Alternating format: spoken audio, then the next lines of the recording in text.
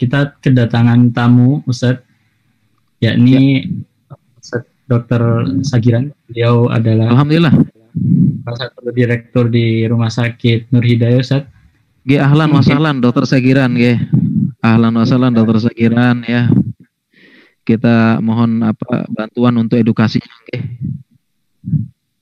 Silakan Ustadz Dr. Sagiran bisa menyampaikan. Assalamualaikum warahmatullahi wabarakatuh. Waalaikumsalam warahmatullahi wabarakatuh.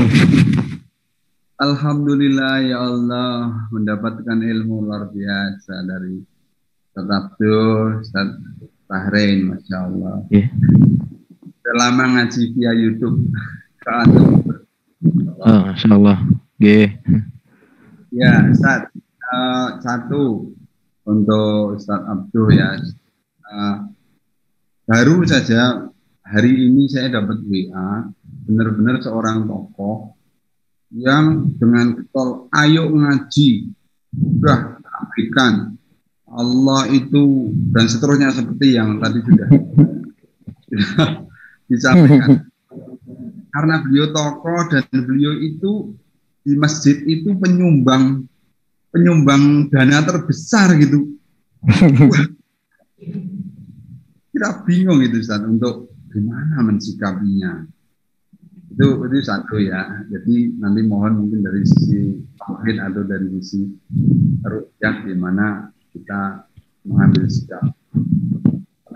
Kalau orang biasa mah kita tinggal panggil entah apa. Ini tokoh itu. Terus untuk Ustaz Dokter begini. Juga punya kisah bahwa analogi helm itu awal-awal saya jadi dokter di UGD setiap kepala pecah itu, dan waktu itu waktunya untuk mewajibkan helm dan polisi itu dibenci setengah mati, bahkan orang kucing-kucingan kan gitu. Nah, ini orang sudah merasa tidak nyaman sendiri ketika berkendaraan tidak pakai helm. Dan nyata sekali bahwa angka kematian karena kecelakaan lalu lintas sudah sangat menurun.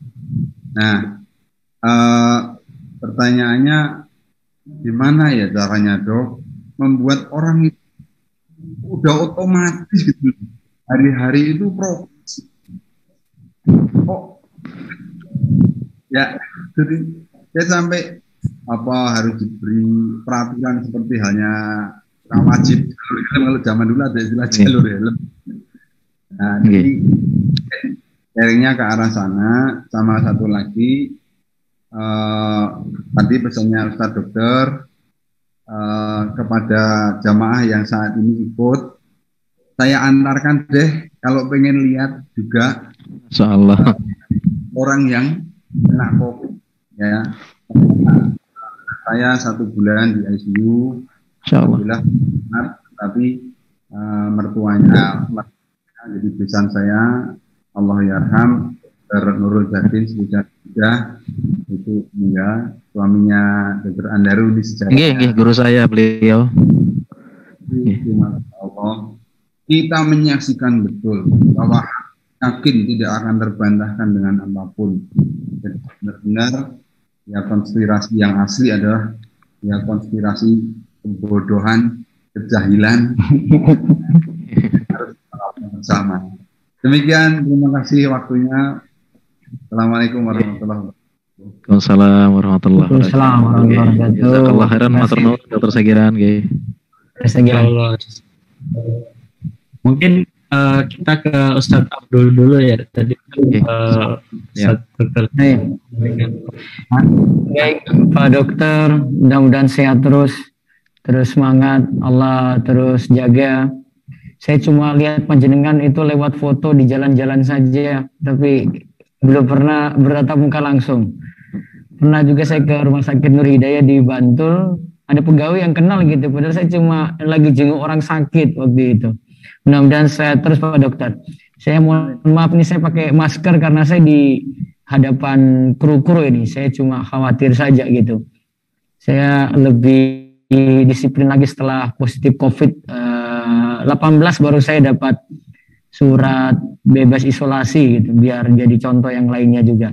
Karena di sini saya harus mimpin warga, mimpin sendiri gitu, harus beri contoh langsung. Kalau enggak ya semuanya nanti jadi kepala batu begitu. Istilah saya itu OKB nanti semuanya. Yang pertama, yang saya ini saja. Jadi saya sayangkan ini aja beberapa imam masjid. Karena ini beberapa laporan ke saya nih Pak Dokter dari siang sore tadi. Dari kemarin-kemarin nih ada sebagian imam itu mungkin di Jogja jarang ditemukan kayak gini ya. Kayaknya di Jakarta sekitarnya ini. Jadi ketika sholat 5 waktu, jadi mereka imam itu malah Islam sampai sholat Jumat juga yang jamaahnya lebih banyak ya. Pada para jamaah semuanya saf rapat saja, ya maskernya dibuka gitu. Saya rasanya kayak gimana gitu. Ini kok lagi musim kayak begini, kok imam nih nggak bisa beri beri uzur gitu ya. Sampai bawa-bawa dalil masalahnya ini. Ini makruh. Hukum pakai masker seperti ini makruh di dalam sholat. Makruh itu ditinggalkan gitu. Padahal dia nggak mau bahas masalah rokok juga gitu. Dia pokoknya kalau ini makruh ini. Kalau rokok mungkin pendapat dia nggak tahu apa gitu ya. Ini pokoknya makruh, harap dibuka gitu. Dan saf rapat-rapat. Terus ada jamaah bilang, Ustaz ini gimana Ustaz? Ibu, kalau di situ di zona merah, nggak usah suami, nggak usah berangkat aja ke masjid. Sholat di rumah aja, ganti zuhur nggak apa-apa.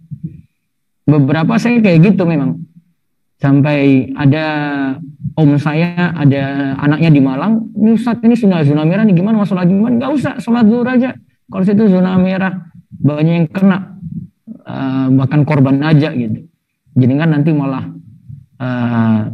dapat virus dari kumpulnya kerumunan yang banyak di situ, apalagi tidak perhatikan prokes ya kan. Saya termasuk dari dulu di masjid saya ini masjid kampung, masjid kecil, masjid di desa ini Pak Dokter, tapi saya terapkan prokes dari dulu gitu. Nggak bisa berubah. Pokoknya saya terapkan walaupun yang sholat cuma orang sini, saya bilang jaga jarak. Saya kadang sampai marah-marah gitu. Ini gimana sih kalian? Sudah saya bilang jaga jarak. Ini selamat semua nih. Ya soalnya kalau nggak dibilangin kayak gitu ya nggak akan jalan gitu loh. Wong saya sudah terapkan kayak gini saja sudah pada kena gitu. Apalagi kalau saya tidak terapkan kan. Padahal ini di kampung loh ini Pak Dokter. Jangan bilang virus itu cuma di kota saja. Ini sudah masuk di Warak, di Sekar ini. Ya. Jadi saya cuma nganggap beberapa imam mungkin harus ditegasin dari atas ini. Mungkin seperti pernyataan kayak tadi saya contohkan, sepertinya MUI harus bertindak lebih tegas lagi, terutama saya harap sekali mudah-mudahan ada dari kalangan MUI atau para tokoh agama yang juga dengar malam ini bisa buat aturan lah. Tolong para imam masjid tidak boleh melarang jamaahnya pakai masker gitu. Ini kita harus suarakan kayak gini, kalau enggak tidak akan pernah berakhir pandemi ini kalau dengan imam-imam yang tidak mau beri contoh juga dengan baik gitu. Jadi mungkin Pak Dr. Sagiran yang punya pengaruh juga bisa sampaikan ke MUI di Jogja, biar juga sampai ke masyarakat sini juga pada bisa diterapkan gitu, sehingga bisa dicontohkan juga di kota lain seperti Jakarta, di Banten dan seterusnya ya, banyak jamaah saya juga di sana. Bisa diterapkan seperti itu gitu, karena kalau tidak dari atas ini imam-imam masjid pada bertindak semaunya gitu ya, dan kasus akan terus bertambah parah. Buktinya tadi sore dia bilang, Ustaz ini gara-gara ini imam sini kayak gitu, ini kasus COVID ada 5 nih, terus saya suruh anak saya sholat di masjid yang ada prokes saja. Kalau saya bilang Bu, kalau kasus kayak gitu malah jadikan suruh anak sholat di rumah saja, nggak usah di masjid juga gitu.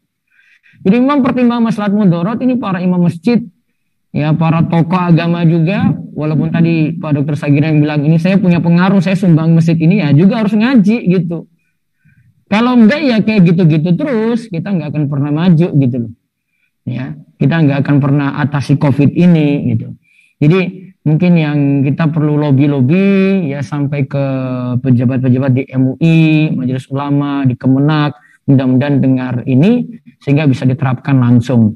Yang jelas MUI kita sudah bagus memang, tapi memang harus penegasan lagi untuk imam masjid ya, agar bisa terapkan prokes lagi. Imam masjid tidak boleh memaksa jamaah untuk buka masker, tetap pakai masker gitu. Ya kalau ada yang mau buka ya terserah imam gitu, tapi yang mau pakai ya jangan suruh buka dong.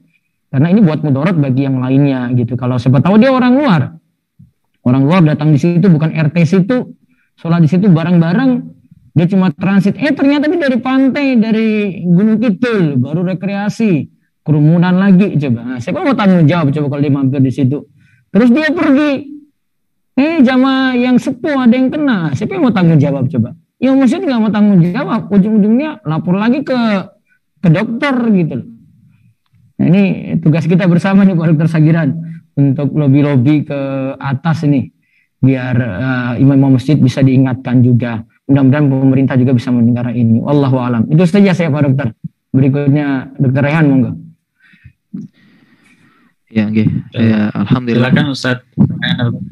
Nggih, baik ya. Terkait dengan konspirasi ini memang kita butuh ya. Sebenarnya tadi ada satu yang ingin saya jelaskan satu lagi.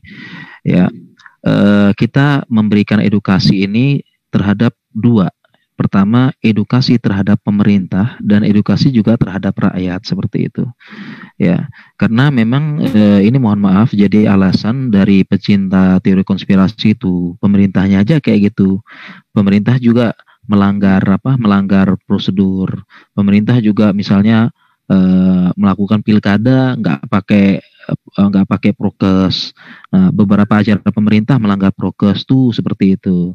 Nah, dijadikan alasan bagi pecinta konspirasi supaya pemerintahnya aja kayak gitu. Gimana kita mau ikut prokes? Nah, jawabannya kita sebagai tenaga medis kita mengedukasi dua-duanya, baik pemerintah maupun rakyat.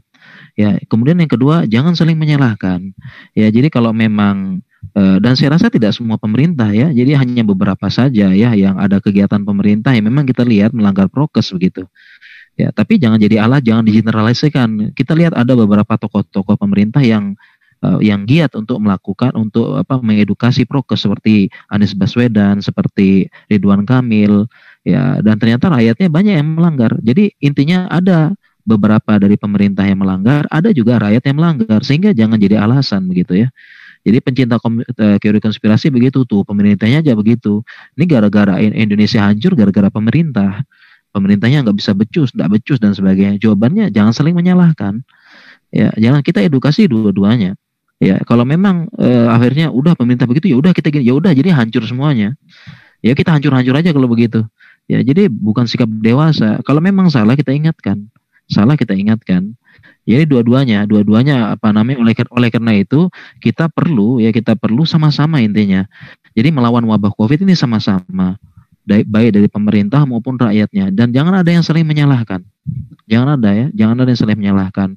Itu pemerintahnya aja tuh ada yang mengatakan main-main dulu katanya ya. Wabah Covid ada yang tidak akan masuk Indonesia gini-gini, pemerintahnya juga gini asal-asalan. Ya, membuat bercanda dengan COVID ya, itu jangan jadi alasan ya, seperti itu. Ya, intinya ini sekali lagi wabah COVID ini tugas kita bersama menghadapinya seperti itu.